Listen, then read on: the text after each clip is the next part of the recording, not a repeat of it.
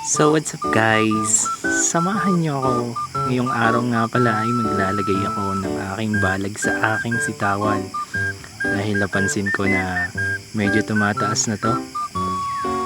Dito nga pala ako nagtanim sa sa aming tabing fish pond.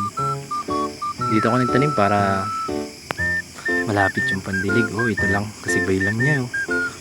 Ito nga pala yung tanim ko.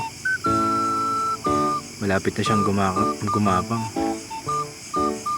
Pag kasi nagtanim tayo ng sitaw tapos hindi agad natin nalagyan ng balag, maaring umurong yung kanyang paglaki. Hindi gusto kasi niya agad na makakagapang. Uy, gusto niya makakagapang agad.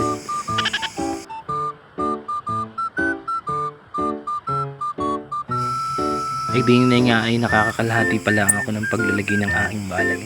Sobrang nakakapagod na. At nakakangalay din maglagay kasi mataas din kasi mahirap din kasi magkabit nito at mataas yung aking balag. Tinaasan ko na kasi gusto ng sitaw na medyo mataas yung kanyang gagapangan eh. Oo, sabi sa akin ng sitaw, nakausap ko. At sabi ko nga kanina ay di ako nagtanim sa aming tabing fish pond. Iwan ko ba, dito ko napili. Kasi ang daming lawak na lawak ng taniman dito namin sa kainin, pero dito ko napili magtanim ng sitaw. Trip ko kasi dito kasi ang ganda ng view. Tapos sabi ko nga malapit sa tubig. Sabay ang taba pati dito ng sitaw. Nagtanim kasi dati yung kapatid ko dito ng sitaw. Sobrang taba talaga. Ang dami nilang na-harvest.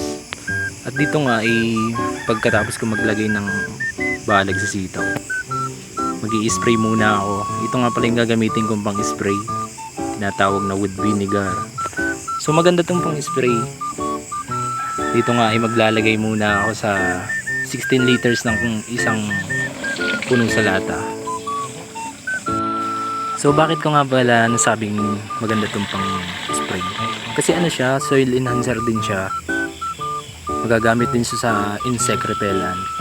Pantaboy din siya ng insekto. Tapos pag in-spray mo siya sa palapit ng bumungang halaman, maganda talaga siyang magiging result. Kaya i-try nyo na, bilhin na kayo. Ito nga i-sprayin ko lang yung aking sitaw kasi napansin ko ay may dumada pa mga insekto.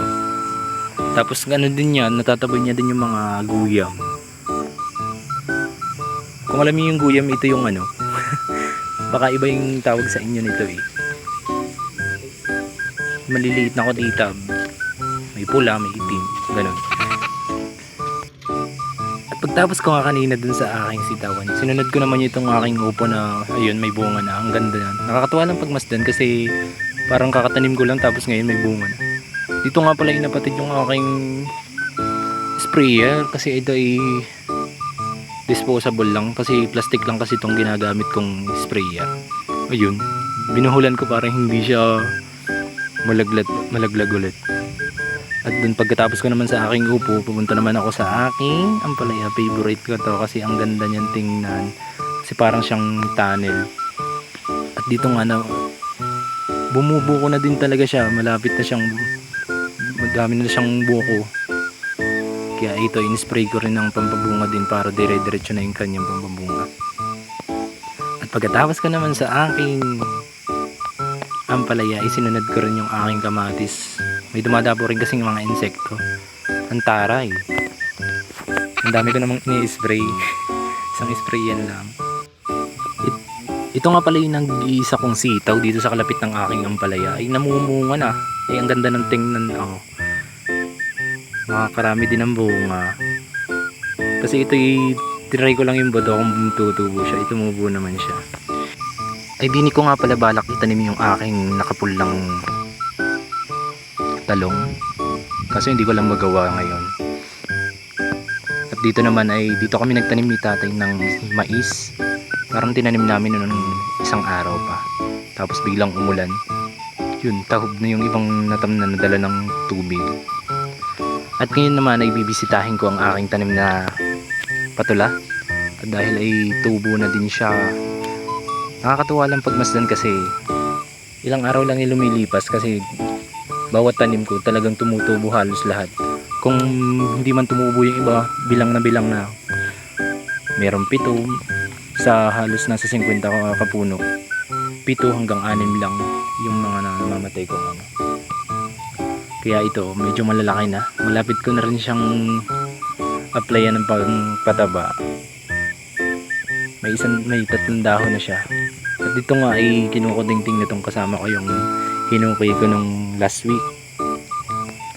At dito ka naman sa tinututukan kong to, bala ko dito maglagay ng kubo kasi ito'y nasa gitna ng aming kaingin.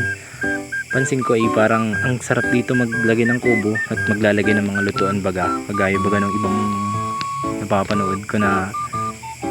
At ang ganda rin ng tanawin dito. Ito nga pala yung matatanaw nyo na konting anong yan, kasunod na yan, malapit na sa dagat, konting lakad lang, sabay magbabangka. At napansin ko dito, bago ako umuwi galing doon sa kaingin, napansin ko yung dati kong muntik ng bunutin ay yung palay kundol, at ngayon ay hinayaan ko at nilagyan ko ng abono. Ay ito, namumunga na siya ngayon. Susunod na vlog ko ipapakita ko yung, alam niyo bang ginagawa itong candy. Susunod na vlog pag malalaki na yung bunga. Dito nga ay tanghali na din naman, kailangan din natin magpahinga kasi hindi sa maghapon talagang anuhan tayo ng gawa. Kailangan din natin magpahinga. Kaya so ayun guys, for today's video, salamat sa panonood. Sinayang ko na naman ang ilang minuto sa inyong buhay.